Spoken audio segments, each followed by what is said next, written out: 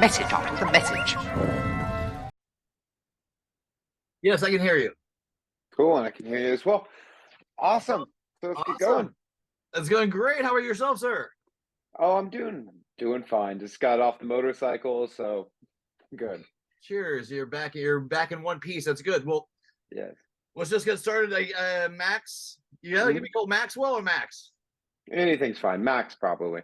Max Milligan? Yes, yeah. Once again, Max is fine, but yeah, Max Milligan. Okay, well, welcome to my 110th episode of Breaths with Friends. Nice. Well, good to be here. And probably the first person from F-Stop to be a guest on the show. Honored. So we're breaking ground. Yes. So basically, we met at a local watering hole here in Salem, Oregon. That's a very, very fun spot. And we started discussing China. And so I realized very quickly that I didn't know shit about what I thought I knew about China. And so that's what's prompted this China eccentric episode. But we could go into different areas, but that was one thing that I thought a lot of people would be, I don't know, I didn't know shit apparently. And most people don't. So what we give you, can we give a little background on who you are and what you like to do? Sure. And then we'll go right to the, why and how your experiences and adventures in China. Cool. Yeah, so my name is Max. I was born and raised in Oregon. Let's see, I went to university up in Portland, and then after university, I went off to China, and I stayed there for about 7 years. So yeah, that in a Can you nutshell, tell me that's my background. Real quick, like what brought you to China? I get that question all the time, and it's a few things. So first of all, my cousins are Chinese. They were adopted from China. And so I've always had, like, growing up during Christmas time, we would get red packets or hongbao, which is these little red envelopes filled with money. So I've always been kind of exposed to Chinese culture. My aunt speaks fluent Mandarin. My aunt lived in China in the 1990s, which that would have been a trip for sure. And then one of my best friends moved to Japan. Another one of my close friends moved to France.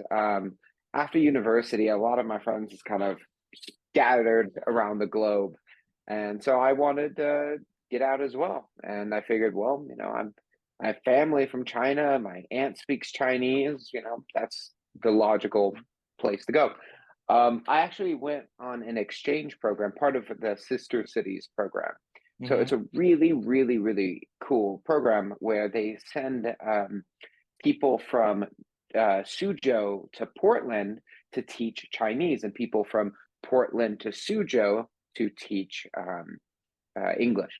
Now, Suzhou is a very beautiful, beautiful city. It's Portland's sister city. It's absolutely gorgeous. If you ever have a chance, go. Are you familiar with the Lansu Gardens in Portland? No. It's the Chinese garden there. Okay. Portland's got a Chinese garden, a Japanese garden. Well, the Chinese garden was made as part of this Sister City program, where architects from Suzhou in China came to Portland and built a Suzhou style garden, because Suzhou is famous throughout China for having these just beautiful gardens. When you think the very kind of traditional, like almost Zen garden, that's very much a Suzhou thing. So yeah, if you want to see what a Suzhou garden looks like, you can just head up to Portland. They have an incredibly detailed, incredibly great and authentic garden up there. And was that part of like a gift exchange between Portland and China, or is it just something that you want to do? Part of the Sister Cities program. So every city has a sister city somewhere. Basically, it's part of that program. And so do they bring plants that are native to China here to Portland that otherwise wouldn't be here? I believe so. I just know that aesthetically, it looks identical to what you would see because I've been to like all of the Suzhou gardens, right? Mhm. And the Chinese garden in Portland looks exactly like you would see in China, so or in Suzhou. Um, so yeah, that's just another element of the sister city exchange that got me to China. Um, I lived there in Suzhou for about 1 year, and then I went to another part of China. And so, what were you? Did what? Okay, first of all, tell us what you sort of became knowledgeable about that you didn't know or surprised you Mhm. when you got there. Did you come with a blank slate? Did you know anything? Did you have thoughts about China that were Mhm. quickly dismantled by truths of China and what you thought? Was there a variable like when I met you, I didn't know shit, and or Yeah. were blind like me? Before I left for China, I read a bunch of books and I saw a bunch of documentaries and all this sort of stuff. But there was still a lot of things that surprised me when I got there. For one, in the cities, like everybody has iPhones, they are very modern. Chinese cities are extremely modern, more so than our cities in a lot of ways. Can I ask you real Um, quick? What's a detail mm, that makes them modern? it's very tech focused. Um, so, for instance, you pay for everything in China with your smartphone. No one uses cash, no one uses card. It's all Apple Pay, Mhm. right? It's like Apple Pay. There's two major payment methods in China. The first is WeChat or Weixin, and the second is Alipay or Zhifubao. And those are the two main ways you pay for things. Now, let's say oh no, your phone is almost out of battery, right? Okay, there's these power bank uh, boxes everywhere where you can scan the QR code with your phone and you can rent a battery pack for your phone, a Chongdianbao. Oh. And these are just everywhere. This is something that the US doesn't have. It's such a small thing, but so much of the cities are really focused on cell phones and technology. Like if you want to pay your gas bill or whatever, you do so on your phone. If you want to buy, a pack of cigarettes or something, you'll pay for that on your phone. Um, the cities are much more tech heavy than we might be comfortable with. There are cameras everywhere, tons of cameras, extremely low crime rate. The cities are extremely safe. Um, so yeah, those are all things that surprised me, just how tech focused it was, really. And what about the okay, I'm really super stupid about this stuff, but that's why I Mhm. wanted to do this because how bad is the air quality there? It's gotten way better over the 7 years I was there. So when I first came to China, I spent a little bit of time in Beijing, just a couple weeks, right? And I remember at one point the air quality was so bad that you couldn't see more than like a meter and a half in front of you. It was just horrible. But things have changed big time. Um, in the time I've been there, it's just gotten way better. The air quality has just improved year on year. Because the government knows it's something that the people really care about. The average person. Another thing about China is that generally, um, I guess compared to the U.S., health is more important there. Uh, in many ways, the average um, the average life expectancy in Beijing is higher than most U.S. cities, right? So the government knows that health is important to the people, and culturally it's important. So they were really cracking down on the smog because it was bad. It was really bad.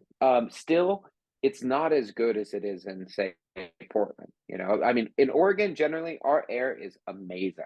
We have incredibly clean air, incredibly clean water, right? Um, it on average, China is not there yet, right? Now, keep in mind, and they may never be there. It might be just a difference in population. Keep in mind, China is a massive country. So when I'm talking about Chinese air quality, it's just with big caveats because, of course, you know, Lhasa is going to have completely different air quality than, say, Beijing, right? It's a huge country, extremely diverse. So it's hard to explain these things without making generalizations.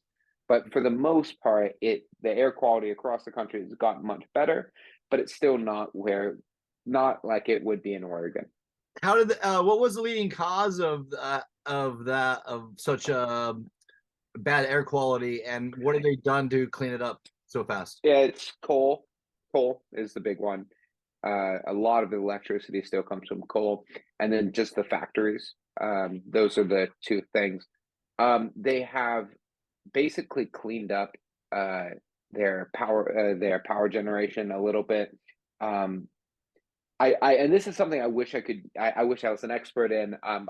I can't really talk too much about this. This is Yeah. not my area of I just, expertise. but you might be more known than most people. Yeah. If I was to guess, I would say it's probably a combination of cleaner coal burning and slightly less coal burning. You go to Shanghai and you'll see just up and down the coastline, nothing but wind turbines. There's wind turbines everywhere. There's a lot of solar power. I mean, of course, where I ended up in Western China, where there's a ton of hydropower. So their energy grid has diversified a bit. I don't know if that's the leading cause of the better air. Could just also be better technology, like I said, maybe cleaner coal, or maybe burning these things. You implementing newer technology that can do it better. Just as a layperson, though, all I can say is that the air has gotten much better, and everybody knows that's something that's widely agreed upon, that the air is nowhere near as bad as it used to be. And okay, so another stupid stuff is the animal and rights. I know you're not an expert, you're just a guy that lived there, but Yeah. what was your perspective on their Second, and animal rights? Because I thought that was really something that was particularly kind of messy subject. totally, and that's something I can talk more about because that's something I have seen more about. Anyway, in my understandings that China does not have animals do not have quote unquote rights. So here in Oregon, if you like beat a dog to death, you could go to jail, right? Because that dog has rights. It's illegal, right? Yeah. That sort of thing does not exist in China yet. But there's a huge movement to get to that point. This is actually, I think, one of the more stark differences between the cities and the countryside. So in the cities, so many people have dogs. Absolutely, they are. You constantly see people walking dogs. Most Chinese cities are very dog friendly. In at the bottom of so Chinese communities are often, there's maybe 6 or more large buildings, could be 25, could be 30 stories, and at the bottom of those buildings is kind of a shared courtyard area. You'll constantly see people walking their dogs, and I had a dog in China. He's coming to the States. Oh, nice. His name is Pee Sha. He's a wonderful dog. Oh, okay. But That's awesome. yeah, very friendly. I think it's very similar to how we would treat dogs, right? Now in the countryside, it's a whole other beast. The countryside is totally different. To speak specifically about the Sichuan countryside, where I have spent a lot of time, uh, a lot of people still have dogs, but they're kind of more just guard dogs. They're usually chained up outside their house. They spend all of their life in this 4-foot radius area. It's quite sad. Some people in the countryside do steal dogs. Sometimes they will sell dogs. They will butchers will butcher dogs. That is something that is unique to the countryside. Now, 90% of the Chinese people you meet will have never eaten dog meat, right? And have no interest and will find that abhorrent, right?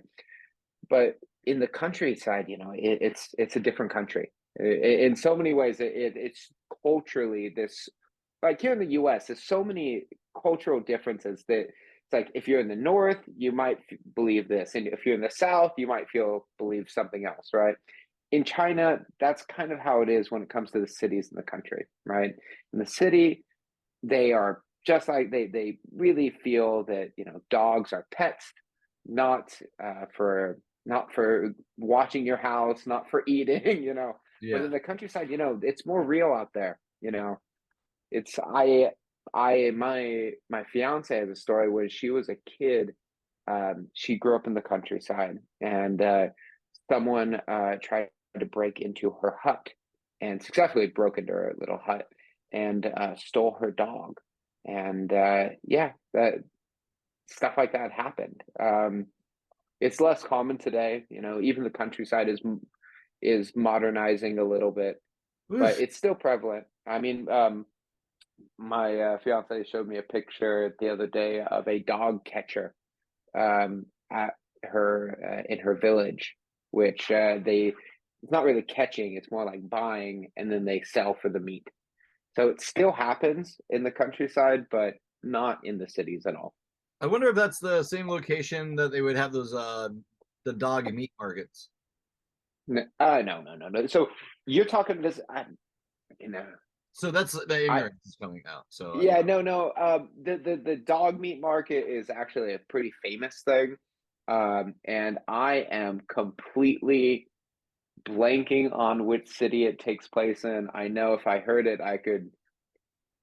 I want to call it. I want to say it's like the Yulin, but no, that I don't know if that's correct. Anyway, I think it's in Guilin. okay. It's a very famous. I could probably just Google that real quick.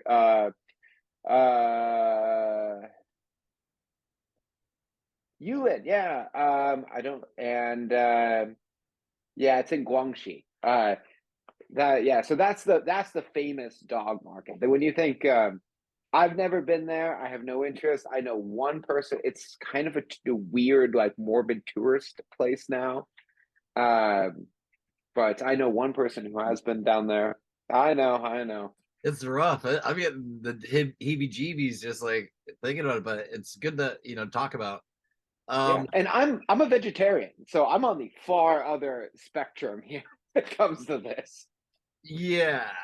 So we were talking about the food. Oh wait, just real quick, the human rights stuff over there. Do you have any info on that in a nutshell? Uh, Broad swipe. yeah. Generally speaking, I have no information about that. The stuff that you might have heard on the news about like Xinjiang and stuff, I have had no interaction with that at all. I've seen nothing regarding that. Mm. I don't have any information about that, unfortunately.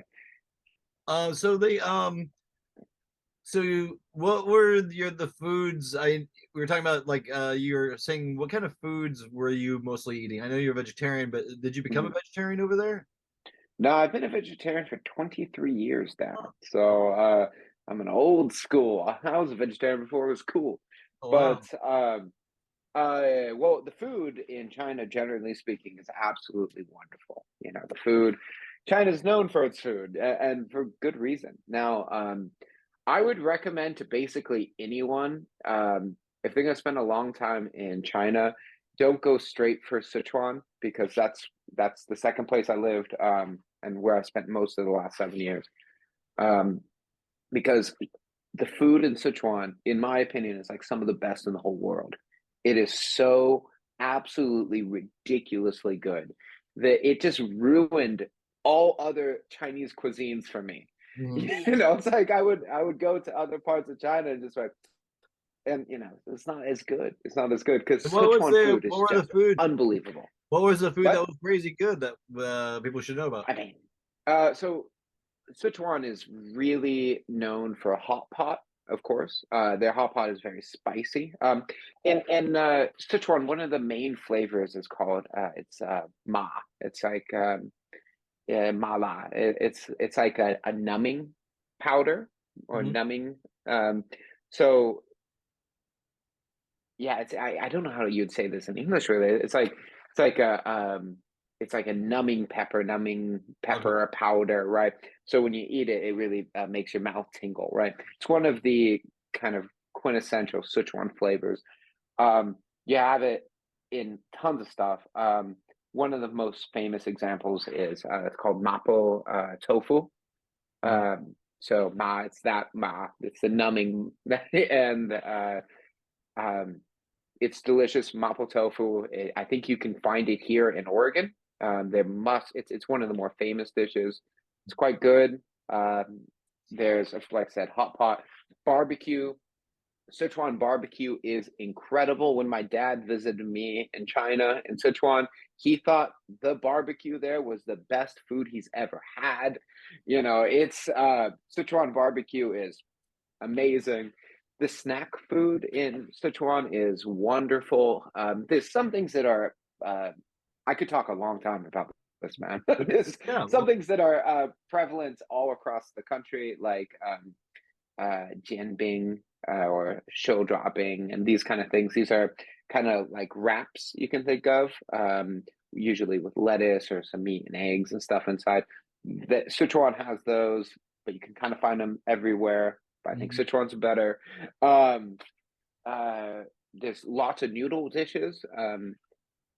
Uh, where I was at in Sichuan, in the city of Chengdu, there's Chengdu is probably most famous for their dandan mian, which is dandan noodles. It's kind of a sesame, Mhm. spicy sesame noodle.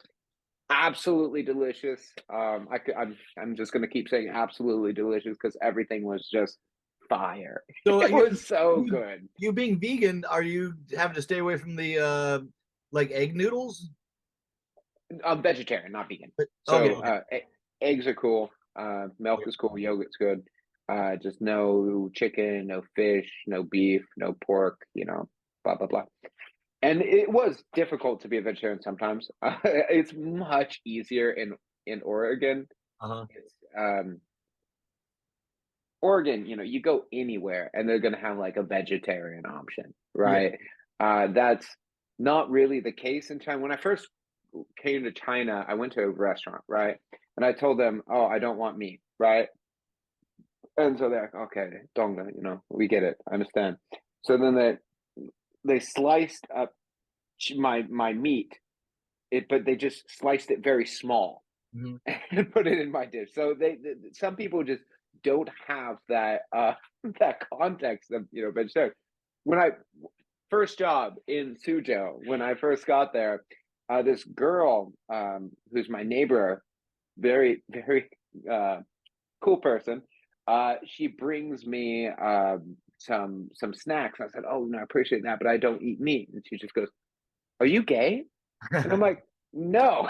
It's like that it's starting to become more popular in the Yeah. cities being a vegetarian, but you still ask most people in China and they've had meat for breakfast, lunch, and dinner. They love their meat. They Right. are a meat eating country for sure. And so we had talked a little bit about this, like there, do you know, I know you're not a scientist or an expert, but just going over there, what was Mhm. the situation with the fishing industry, like the whaling stuff? Were they serving whale in places, or am I No, completely no. out of line? So I've been through Japan a decent amount, and in Tokyo I did see whale on the menu at sushi restaurants and stuff. Nicer sushi restaurants, not the chain ones, but the nicer ones. You do see that. In China, you don't see that. No, at least I've never seen it. It's They eat a lot of fish. They eat a lot of salmon these days. Mhm. Salmon definitely seems to be the biggest one. A lot of they get a lot of their delicacies from Western cuisine, right? Some of the pop foods are from Western cuisine, and salmon is a great example of that. Salmon in recent years has just blown up. In many ways, a lot of their taste for fish is very similar to us, but they tend to eat more river fish.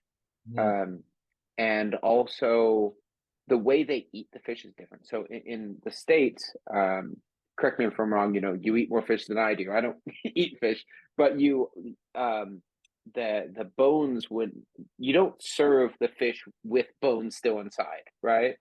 I tried to get the bones out, unless you want In to China, fish. in China, they just basically flop the fish on, and you with chopsticks, you kind of Oh yeah, pick yeah, at it, right? Like a vulture or something. yeah. Then And, you have and this carcass sitting on your thing, looking at you. yes, yeah, exactly. It's like, oh, hey, John. Are you supposed to eat the But eyes though? Maybe are you supposed to eat the eyes? no, no, I've never seen someone eat the ice. Um, but once again, China's a big enough country. I'm sure you'll find someone who does. Some But things, yeah, they're making soups and stuff like that. They got all sorts of good stuff in there.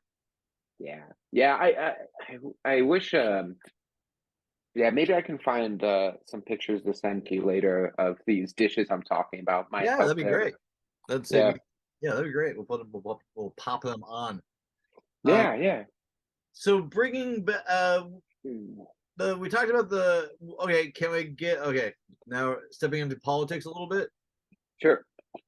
The is there something that we should know or that you think that people don't know that they should about like some of the politics of what's going on over there right now? It seems to be very kind of like what are we doing? So I'd say that like the majority of I mean, the government does seemingly have broad support across the population, right? Um, so it's not one of these situations that I can see where the government it's an unpopular government, right? It is for the most part a popular government. I I mean, your question is quite broad. Yeah, I guess It's so like do you see them as a threat to volatile situations when it regards to like Putin and all the Ukraine oh or yeah, anything? I mean, I would just say that.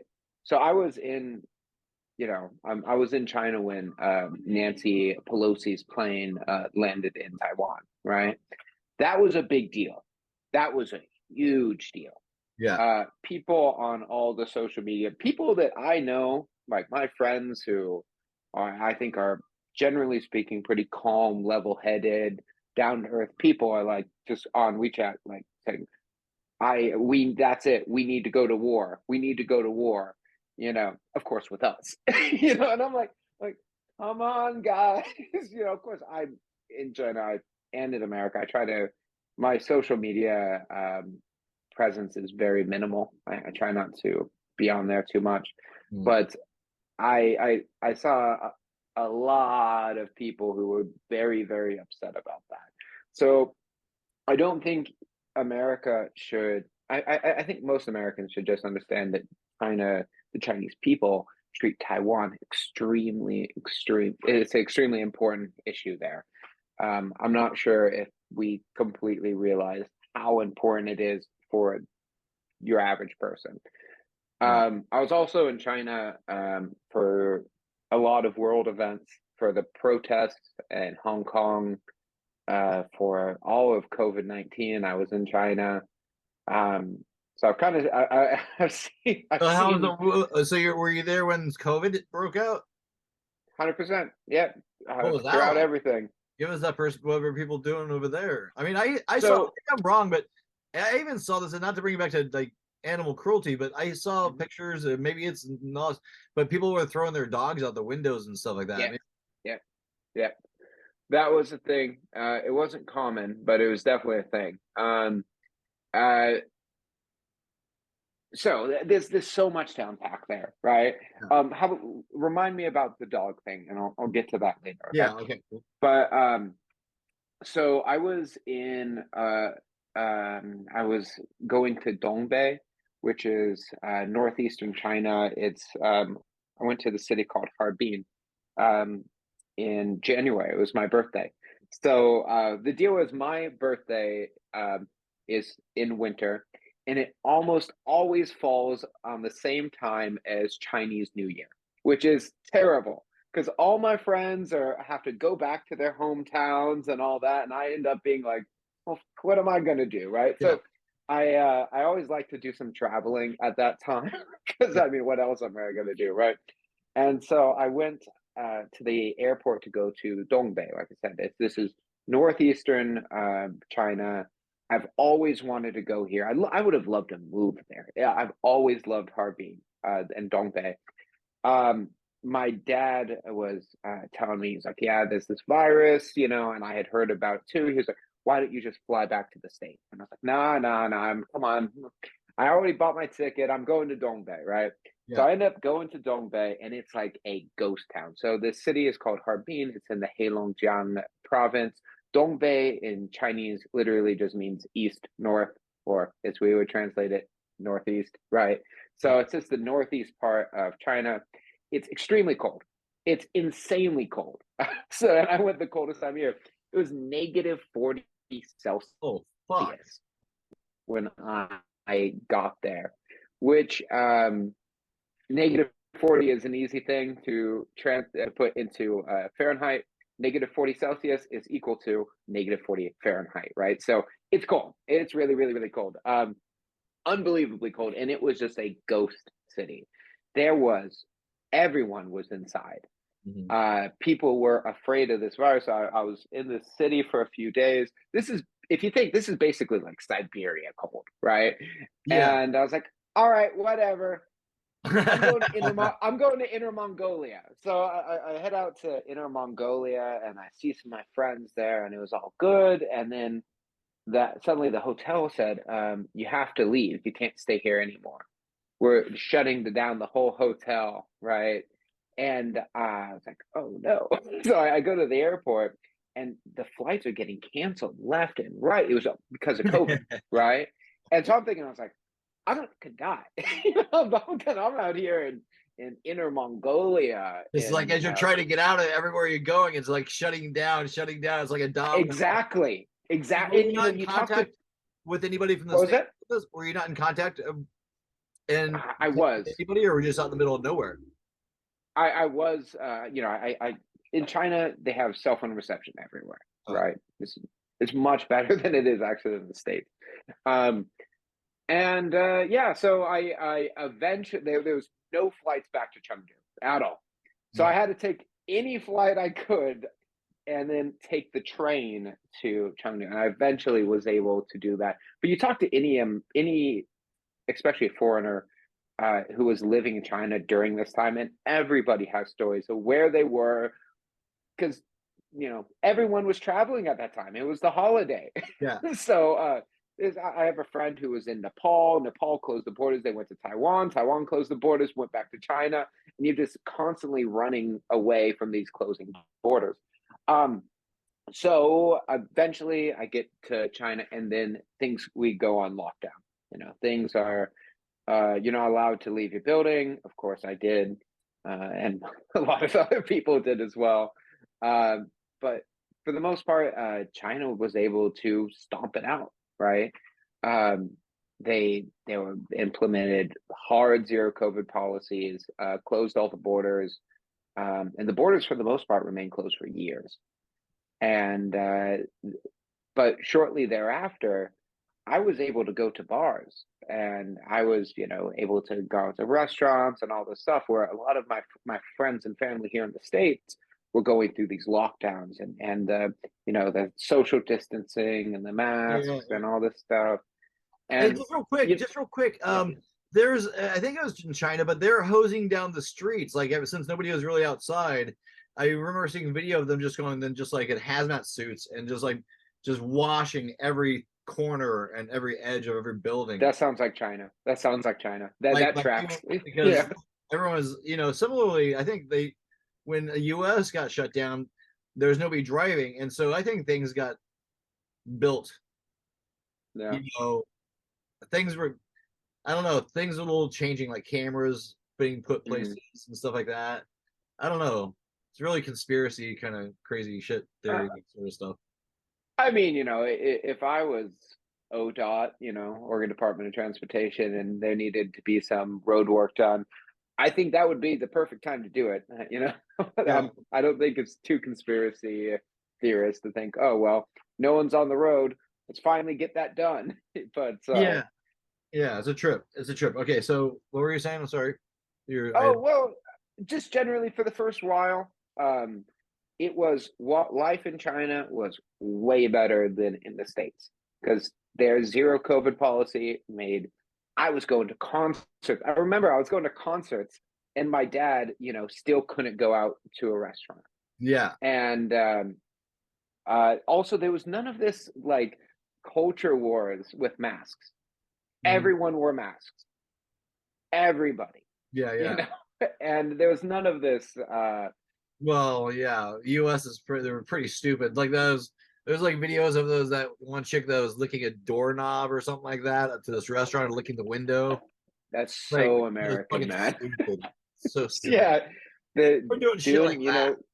yeah, doing it for the clout, right? And I don't social know media what are they clout. just Karened out or something. I don't know what the fuck her problem was, man. She's like, Uh, I kept seeing so many like it's weird. people going into stores in America without masks, with just recording, trying to get kicked out or whatever. You didn't get that shit in China. Another thing though, that the one of the reasons why China was able to really at the early days stomp it out so quickly is pretty advanced, i.e., invasive contact tracing. So anytime you enter any sort of building whatsoever, you had a scan a QR code, and it would it was just a part of their contact tracing system where you always had to have this mini app, right? That that tracked where you were, Yeah. um, and it was extremely effective. Um, of course, after Delta and Omicron was really the big one.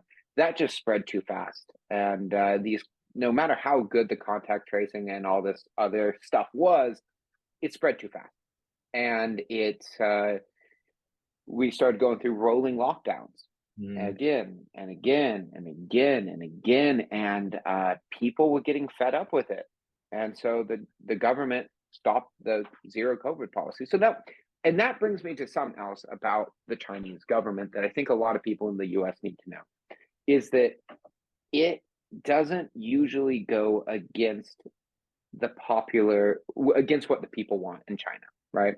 If the people in China are sick of the zero COVID policy, they will change it, right? Yeah. It's not the same. You could argue it's a dictatorship, but not in the same way we would think of when it like a Stalin or Putin or something like that. Okay. It's much more responsive to the whims of the electorate, and I know that's not the right word for China, but than we might think. So there was what happened is there was a fire in Xinjiang, and at the time there was allegations that the reason they couldn't escape is because of the zero COVID policy, and that created protests nationwide. And they arrested a lot of the protesters, but they changed the policy immediately. And that's kind of that's their MO for the most part. That's how they deal with stuff. It has recently came out that the zero COVID policy might not have even impacted the fire at all, Uh-huh. you know, but regardless, that was the catalyst for change. So, and 6 months later, I was back in the States.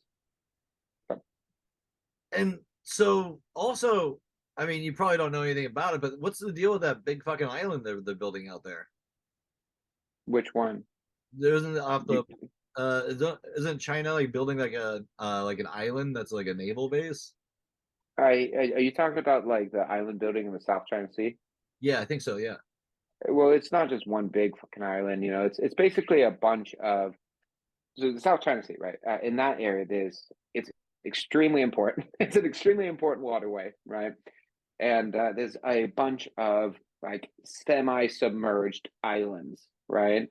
And so they are basically dredging out parts of the ocean and packing it up, making these semi-submerged islands into islands, like with for um, airfields, that kind of stuff. Yeah, dude, it looks like Yeah, fucking totally Star doing that. Wars over there. It looks crazy. Yeah, the Chinese really like building things. So, Fuck, they do. They're uh, building a fucking island. It's like fucking nuts. that's yeah, that's yeah. Now, are you familiar with the nine dash line? No. So it is something. So if you look at a map of China's claimed territory, right? You'll see a dashed line, right, that goes through the South China Sea, and it just encompasses everything. So that's called the nine dash line, and China claims the entire South China Sea. And if you look at the map, their claims are substantial, right? And they compete with that of many of their neighbors. So any map you see in China will have that line in it. They are very adamant that that's part of their territorial possessions, which is highly disputed by all of their neighbors. But yeah, so I'm not It's sure if pretty that. wild. It's very like building the Death Star sort of thing. Sort of like they're like basically Yeah. they're changing like their topography of their landscape. It's like they're Yeah, just it's like wild. It's huge too, isn't it? It's pretty big. it's just a bunch of islands. Yeah, It's but they're not building they're one big. building they're building on top of it though. Yeah, That's and I have never been through the South China Sea, but I know it has become in recent years a bit of a tourist destination really for people getting their wedding photos. Chinese folks getting their wedding photos on these islands and stuff. Because I mean that area of the world is just gorgeous. There's some really nice beaches in that area. Um, oh. so we're talking white sands and all that good stuff. And so But are you like how fluent are you in Chinese? I'm conversational, I'd say. So I can, navigate most situations. But if you put me in like a business meeting, I would have a very hard time. It's all about the language that you're exposed to, right? So everyday stuff is simple. I can, have a conversation with a taxi driver or whatever and go through. I'm mostly self-taught. And so that means like I just kind of went out of my way to try to talk to as many people as I could when I got there. For the first like 3 years of being in China, maybe 4 years, I studied Chinese like a madman. I every day I'd study for hours, and it helped. It wasn't when I first came to China, I didn't know how to count to 10. Yeah. They want you to Um, speak. Did they ever encounter people that wanted you to speak English over there? And yeah. do they like that? They don't. No, I don't want you to talk English. So Trip me out. I think that they so people learn English from a very young age in China, extremely young. We're talking nowadays, it's about kindergarten. So, yeah, the level of fluency in China, especially in the cities, is generally quite high. Um, but if you're getting a taxi ride, the taxi driver's not going to speak English. Or if you go order food, they're not going to speak English. It all depends who you talk to. Maybe hotel personnel. Hotel people will for sure. Yeah. Absolutely. Sometimes. Depending on where, Yeah. they're going to speak some basic English. But yeah, I mean, I love Chinese. I think Chinese is an awesome language. Even being back in the States for just over a month now, I still study up on my Chinese. To answer your original question, I think that most Chinese people absolutely love it if you speak some Chinese, right? Because they know their language is difficult. They know, So they want to see you. and Yeah, see you do it. yeah, to have a foreigner show interest in their culture is something that they usually really appreciate. Um, I learned most of my Chinese drinking beer and eating barbecue with old Chinese guys.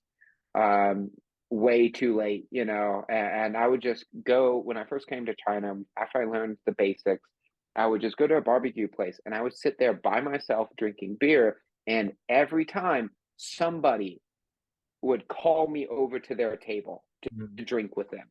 And that's how I learned the majority of my Chinese is just practicing speaking, blah, blah, blah, blah, blah. Yeah, I mean, generally, Chinese people are extremely friendly to foreigners. Hold on. Hey, Bill, do you want to be on the podcast? This is my buddy Max. We were talking about China. Do you know anything about China? A little bit. Come here. Come on, get in here. He lived in China for 7 years, and Under Xi. yeah, under Xi. This is my brother Bill, a surprise guest. So we're just talking about the Chinese sea and stuff like that. He lived there for a little bit. We're talking about the food and culture. What do you know about China? It's enviable to be China right now because they're building like ants. Xi Jinping pretty much called himself ruler for life. Mm-hmm. I think that most of China doesn't really disagree with that. They're kind of flourishing. Their economic power is rivaling ours. I think that a lot of people always worry about going to war against China, but I think that cooler, smarter heads would be wise to actually, through diplomacy, make allies of them, because we really kind of need each other. They need our money for cheap goods that they produce on large scales. Mm-hmm. We need to just simply be on friendly terms with them because of their power militarily and economically. They literally funded the Afghan war as well as the Iraq war, so they're sitting on pallets of American cash. They could destroy us overnight by dumping that on the open market if they chose, but it wouldn't be in their best interest to do so because they still need a marketplace to sell their goods. But I don't fear them. I respect them in a lot of ways, but I don't really worry about going to war against them or anything like that. It's an ancient, beautiful culture, and they're reasonable people. I just think that diplomats need to sort of take the lead with our relations with them, and not war hawks and politicians and people looking for clicks. And I generally agree with most of that. Definitely. And as far as they're building like ants, as I think what you said at first, I can attest to that. Holy cow. There is construction going everywhere all the time. Beautiful bridges in that country. It's not just there too, is they do a lot of building in the third world, something that we'd be wise to partner with them about because they're out winning hearts and minds in very undeveloped countries, building in the global south, rail lines, building media infrastructure, telephone lines, all that stuff. Very smart. On that note, spreading out. I have a lot of friends in China who have gone to Africa, and Pakistan is another big one for construction work. Oh yeah. Yeah, you meet it's China's one belt one road policy and China's Idai Ilu. It's you see it promoted all the time. There's a lot of initiatives there. Yeah, fascinating stuff. Yeah, I gotta get on a phone call. It's nice seeing you. I see Have it. fun, gentlemen. A very rare Bill Woods appearance. Yeah, I agree with Okay, so the U.S. and China have more of a, it's like a symbiotic relationship for the most part. Wow. And so what's your next move? We both need each other. What's your next move? Like, now that you're back in town, what you working on now? I don't know. Spent the first month kind of bouncing around, seeing friends and family, kind of figuring out where I want to settle down. Yeah. And I think it's probably be Corvallis, hopefully.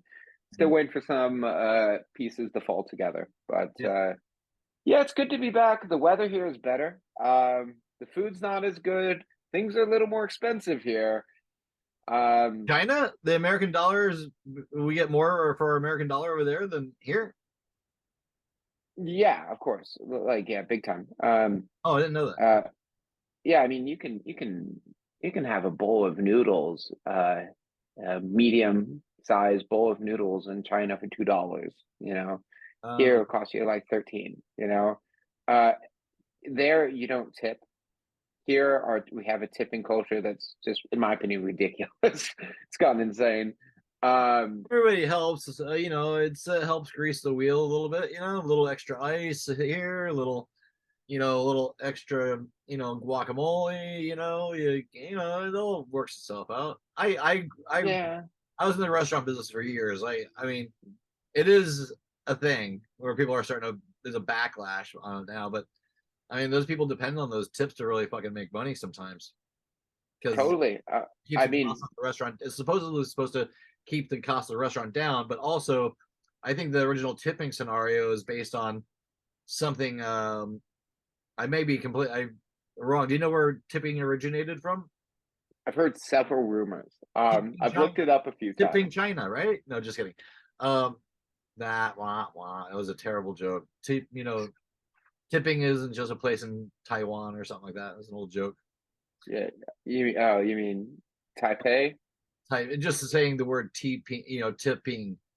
Okay, Yeah, All right, yeah. Ha it's ha completely. ha. It's a joke that I That was, should. It didn't bro, that was land. the funniest thing I've ever heard in my life. It didn't land. It didn't land. It never landed. Okay, so wait. So what? Do you know where tipping originated from? Not with confidence. No. Where do you think it came from? I would say I don't know. Don't Huh. know. I think I might be wrong, but I think it was originally like it had something to do with slavery or not paying That's not paying wages to the help, yeah. and they came up with a system where You they're get the white man's tips, right? some completely probably a really broad uneducated answer to that, but I think it's something similar or akin to that. So But I heard that as well. maybe I maybe we'll think put it there's up. Maybe we'll put other it up on the screen. Maybe I'll interject it. Maybe I'll edit up what the fucking yeah. meaning is. Get it right. Yes, someone should, that would be an actually interesting history book, right? The history of tipping in America. I'm sure there's I a think documentary about it. I'm sure. If not, hey, Netflix, There you go. I hear We you just sold take the idea. anything. Yeah, it's, 10%. yeah, um, yeah, Oregon's really pretty right now. I was just that's gorgeous. I was just in Silverton yesterday and selling some art, and Mhm. that worked out really, really, really well. That was a good day. Nice, good. Um, Well, congratulations. Or in Chinese, 恭喜你, which Gongchini. means, yeah, congratulations, Thank you. Gongchini. 恭喜你. Gongchini. I So, got that. yeah, Oh, yeah, not bad. we'll close it. We'll Yeah. end the episode on Gongchini. 如自可教, which Gojira. means student you can learn. Oh, wait. So real quick, I know we're gonna get out of here soon, but best Chinese you've eaten in Portland so far, or in Salem? I have been afraid to eat any Chinese since I've been back, because I know I'll just be so dang disappointed. I talked to a Chinese guy. I went to a Chinese grocery store and I gave him my card, and he saw it's a Bank of China card. He was like, 你会说中文? I was like, 我会. And then he just got so excited. We talked, and I asked him, I was like, man, so where's the good food? He's like, you got to get up to Portland. So I know there's good stuff in Portland. I haven't tested it, but I'll tell you what, I'll do my homework. I'll come back and I'll tell you what I found. Yeah, yeah. Bring me back a ramen bowl. I love it. I love a ramen. I just had ramen. That's Japanese. Is it ramen? Oh, it's Japanese. Okay. Well, I like. I won't say the restaurant, but I love a good ramen with pork and the egg half done, half cooked, and Yeah, totally. and That's ramen, man. but the meat was a little dry. I was gonna say it wasn't. I was like, oh, I've had really good ramen. Ramen that really good is like, holy fuck, this shit's insane. when I was in Tokyo, I had ramen like every day. I was in love Isn't there. ramen fattening though? Especially if you get it with pork, I guess. But like the noodles Of are fat. course, yeah. It's like pasta, Yeah, I right? mean, yeah. Yeah, and that's what there's some misconception about Chinese food, Asian food in general, that it's like healthier. That's not true. Why is that? I wonder what that is. That's a common. It's almost stereotypical or something. Yeah. It's a very So in China, they cook with a lot of oil, a ton of oil, and it's noodles and it's rice, which is just carbs and carbs, right? yeah. Um, I think I don't know where that misconception comes from. Uh, okay, maybe it's healthier. American food is also like insanely fattening. There's a Well, lot of sugar, a lot of butter that goes into a lot of our foods. I thought rice was healthy for you, but apparently that's a carb as well, right? Yeah, white rice is not great for you. But it's basically But you feel so healthy when you're empty eating white carbs. rice. You feel like you're not. It's not. It's like I could eat this and lose with some soy sauce. Yeah. And And you'd be better off eating that than you would, other stuff, right? like a bread. But yeah, bread and butter, which is, that's the cornerstone of the American diet is bread and butter, right? Bread, butter, and cheese. Like my fiance was saying, she doesn't love Western food because she says that everything is some combination of bread and cheese, right? And she's like, quesadilla, bread and cheese, everything, sandwiches, bread and cheese, everything, some combination of bread and cheese, They don't really do cheese as much out there at all. A lot of people don't like cheese, which is crazy. Yeah. Well, is there any parting words you want to leave with these people? You want to talk about anything you want to work on? Last thing I'll say, absolutely, if you ever, so before COVID, tickets from Portland to Chengdu and back round trip, was about $600. And if it ever goes back to that point, you all need to jump on it. Sichuan is a wonderful place. If you go to Sichuan, there's tons of amazing things to see, amazing food, amazing tea. One of the largest Buddhas in the world. You can go north from there to go to the Gobi Desert, southwest to go to Tibet, northwest to go to Xinjiang, or just north a little bit to go to Xi'an and see the Terracotta Warriors. There's so much cool stuff to see in Western China. If prices ever go back down, give it a shot. Make that your next vacation. You won't regret it. The food alone, you're gonna be talking about it like I am for years to come. It's awesome. And were there wildlife? Were there like monkeys around at all or anything? Or they seem crazy? Like how crazy Ghetto? Is that a different part of? Is that Japan or is that? In 7 years, I never saw any wildlife. No birds? Birds. Okay, yeah, you see birds, but you saw some dogs. Yeah, but no. If you want to see wildlife, I recommend going more to southern Southeast Asia. You'll see monkeys everywhere in Cambodia and you're in Thailand and Vietnam as well. If you want to see more of that kind of thing, check out Southeast Asia instead. Wow, Southeast Asia. Okay, what are you gonna do with the rest of your day? I need to go to my bank because someone stole my information and started wiring a bunch of money out of my account. Great to be back. Deals. Yeah, it does suck. So how did that happen? I was on a road trip, take my motorcycle zigzagging down to Lake Tahoe, somewhere I spent money. They must have etched off my info, or I don't know how you do it these days, but started making some purchases in California and then wiring a bunch of money out. So I got to deal with that. But oh fuck!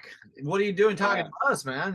That's a fucking. You gotta prioritize, man. This is thanks for knocking this out, though. Yeah, of course, man. My pleasure.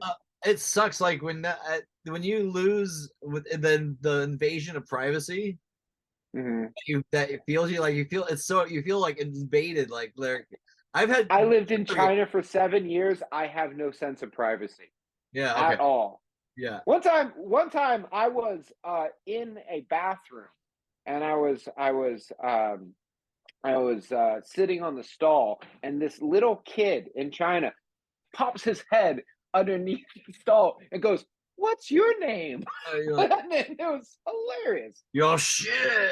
And I just thought, I was like, "Gwen," which in Chinese means "get the fuck out of here." Wait, get out of here, kid. You bother me. Yeah. Yeah. Well, Anyway, That'll no make you. privacy. That'll stop you mid pinch. Yeah. It's like, whoa. You little, well, deal with your thing, man. Thanks for seeing. That was fun. Cheers, Maxwell or Max. Milligan. Thanks for the show. That was fun, man. Cool. It was a pleasure, man. Like we got to know China a little bit better, and that was the whole That's all I point. was looking for. So Awesome. Have a great day. You too, man. Be well. Get rid of the fucking find the motherfucker who did that to your credit. Will do. All right, see ya. Cheers. Yeah. All right.